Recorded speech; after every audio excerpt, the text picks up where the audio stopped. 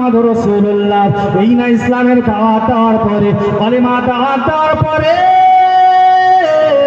মানুষ যখন দলে দলে এসে আমি নবী আমার কাছে বায়াত হতো, কিন্তু না না না, আমি নবী আমার বড় চিন্তা হয়, আমি নবী আমার বড় ভয় হয়। আমি মাবুদের দরবারে রবের কাছে দরখাস্ত করলাম, দোয়া চাইলাম, ও রব্বি আল্লাহ, ও রব্বি আল্লাহ, ইসলাম চালাবার জন্য, ইসলাম প্রচারের সুবিধার জন্য আমি আপনার কাছে মদত চাই, আমি আপনার কাছে সাহায্য চাই। পৃথিবীর কোনো ডাক্তারের কাছে নয়, পৃথিবীর কোনো মাস্টারের কাছে নয়, ও রব্বি আল্লাহ, আপনার কাছে দাওয়াত, আপনার কাছে ফানা চাই। আল্লাহ ইসলামে দুজনা কাউকে আপনি দাখিল করিয়ে দাও, হয় হাসেমের গোত্রে আবু জাহালকে, নাই খাত্তাবের বেটা ওমরকে, আল্লাহ আপনি ইসলামে দাখিল করিয়ে দাও।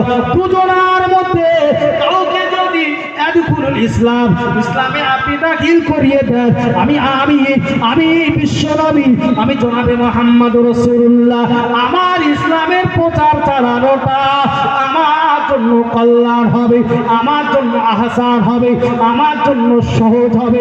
আল্লাহ আমার উম্মতের দিকে চিন্তা করে আমি আপনার কাছে মদত চাই, আপনার কাছে সাহায্য চাই।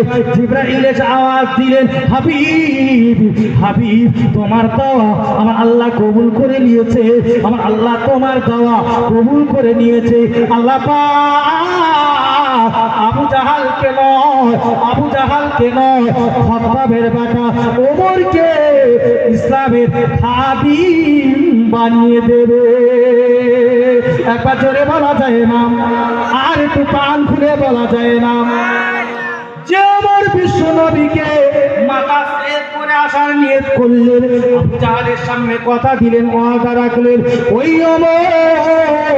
বিশ্ব নবীর কাছে আসছে, বিশ্ব নবীকে আঘাত করবে না, না না, রাসূলকে আঘাত করতে পারবে না, নবীকে মারতে পারবে না।